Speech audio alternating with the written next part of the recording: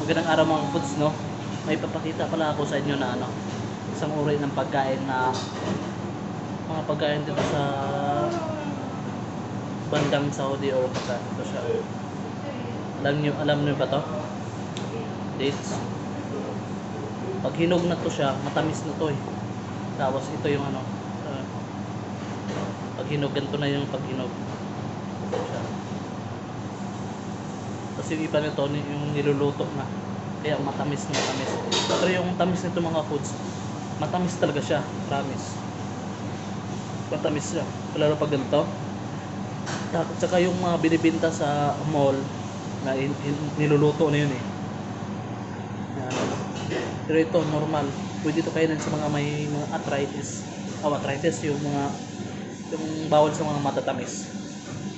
Ganun. Pero ito, tikman na natin. So,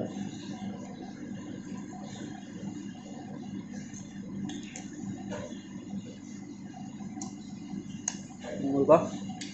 Matamis siya. May konting pakla lang. Kasi di ba, pag pulang-pula na yan, sobrang tamis. Katulad nitong di ba?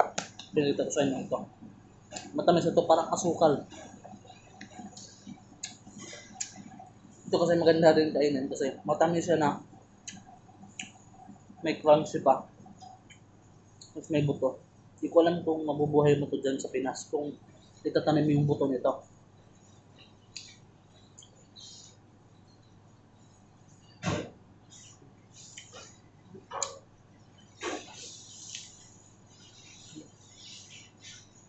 Sarap. Kung gusto ko magtanim dito sa Pinas. Hindi ko alam kung ilang taon bago mamunga mula sa pagtanim.